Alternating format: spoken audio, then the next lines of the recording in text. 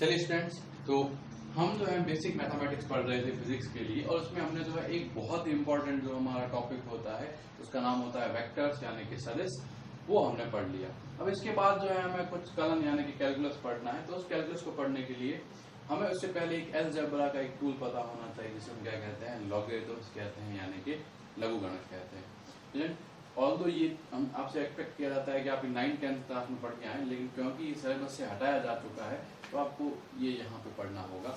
और ये बहुत इंपॉर्टेंट है, चाहे आप फिजिक्स पढ़ें चाहे आप केमिस्ट्री पढ़ें, हर जगह पे जो है आपको लॉगरिथम्स यानी कि लघुगणक का यूज करना होगा।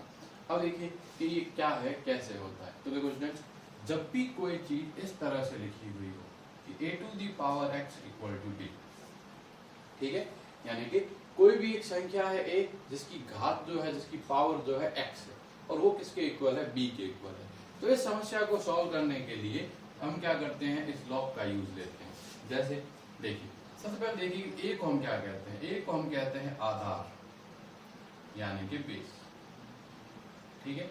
ये x क्या कहलाता है, x आपका कहलाता है घातांक यानी कि एक्सपोनेंट,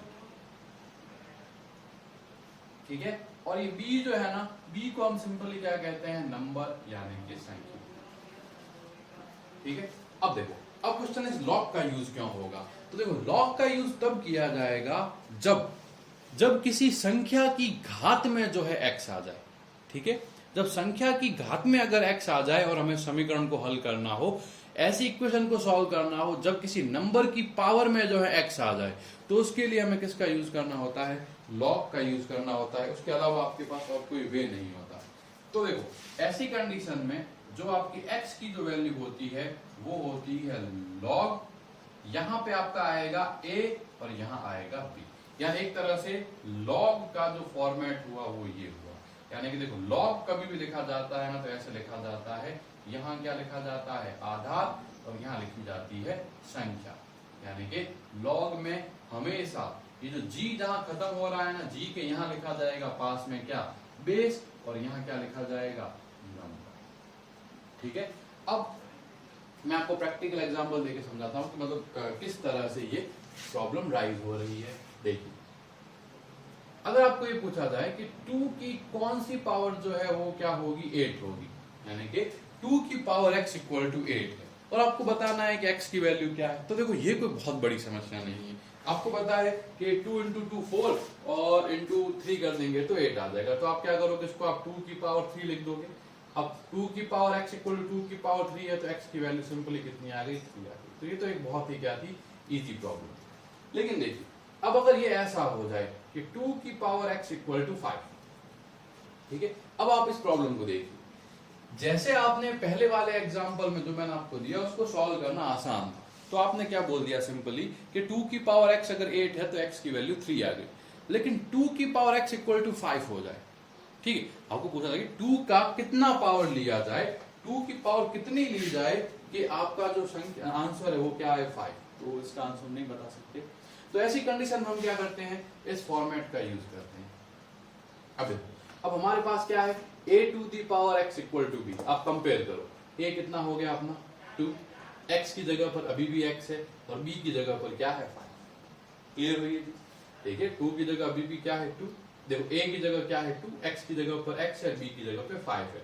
तो x की वैल्यू क्या होगी, x को अपन ऐसे लिखेंगे, तो लॉग, ठीक है। अब देखो, यहाँ इसका बेस यानी कि आधार कितना है 2, तो यहाँ ये 2 आ जाएगा, और नंबर कितना है 5, तो ये 5। यानी अगर आपको पूछा जाए कि ये अगर इक्वेशन सॉल्व करनी है तो x की वैल्यू क्या होगी, तो आप बोलोगे x की वैल्यू ये, ठीक है।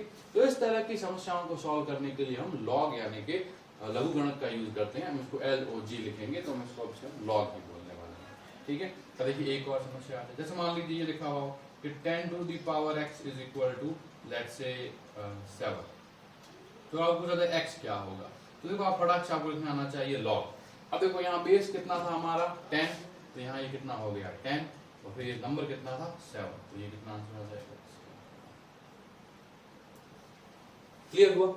देखिए स्टूडेंट्स, इस तरह से जो है हमें इस लॉग का इंपॉर्टेंस पता चला कि ऐसी प्रॉब्लम्स बहुत आएगी, चाहे फिजिक्स हो चाहे केमिस्ट्री हो।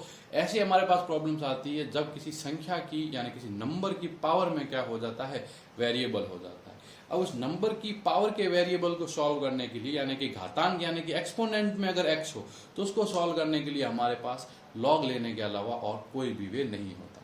अब क्वेश्चन ये है कि क्या इनकी कोई वैल्यूज होती है, तो देखो जैसे log 25 लिखा मैंने, यानी कि log बेस 25 या log बेस 27, इन सब की वैल्यूज होती है, लेकिन आपको इन सब की वैल्यूज को याद नहीं रखना, ना ही आपको जो है पूछा जाएगा। अगर कहीं पर ये यूज हो रही होगी वैल्यूज, तो वो आपको ऑलरेडी जो वैल्यू होगी वो आपको गिवन होगी कि इसकी वैल्यू जो है ये है। तो जब आपको वैल्यू गिवन होगी एग्जाम में, और आपको एग्जाम्पल अगर कहीं क्वेश्चन होगा तो उसमें दे रखी होगी, तो आपको वो याद रखने की जरूरत नहीं है। लेकिन आपको याद क्या रखना है, एक तो ये लॉग कैसे निकाला जाता है। अब सेकंड क्या होता है कि देखो अगर हमारे पास लॉग लिखा हुआ हो तो लॉग से हमें क्या आना चाहिए, उसका एंटी लॉग भी लेना आना चाहिए। अब एंटी लॉग कैसे लेते हैं, देखिए जैसे मान लीजिए स्टूडेंट, अब की बार एग्जांपल कुछ इस तरह से है कि log 2 यहां लिखा हुआ है x और यहां लिखा हुआ है 5। अब आपको पूछा गया है कि x की वैल्यू क्या होगी। तो देखिए बहुत इंपॉर्टेंट जो है टॉपिक मैं आपको बता रहा हूं, बहुत काम आएगा आपके लिए। तो देखो log x 2 और 5, तो अब आपको क्या करना पड़ेगा, कंपेयर करना पड़ेगा। देखो कंपेयर कैसे कि देखो, अब गौर सुनना क्या होगा कि अगर आपको इस x की वैल्यू फाइंड करनी है, तो अगर हम उस प्रोसेस को रिवर्स करेंगे ना, तो ये जो 2 होगा ना, ये इस 5 की पावर में चला गया। गौर से देखिए, a की जगह तो ये 2 आया, b की जगह पे ये x आया, और जो हमारा देखो a की जगह 2 आया, x की जगह पे हमारा b की जगह पे x आया, और ये कहां पर आया, ये हमारा आया x की जगह पर। अगर आप उस फॉर्मेट को कंपेयर कर रहे हैं तो देखो x की वैल्यू यहां से किसके इक्वल आ जाएगी, 2 की पावर 5 की। ठीक है, यानी कि log x 2 इक्वल टू 5, यानी 2 की पावर 5 हो गई, और 2 की पावर 5 को सॉल्व करोगे तो सीधा से क्या आ जाएगा, ये 32 आ जाएगा।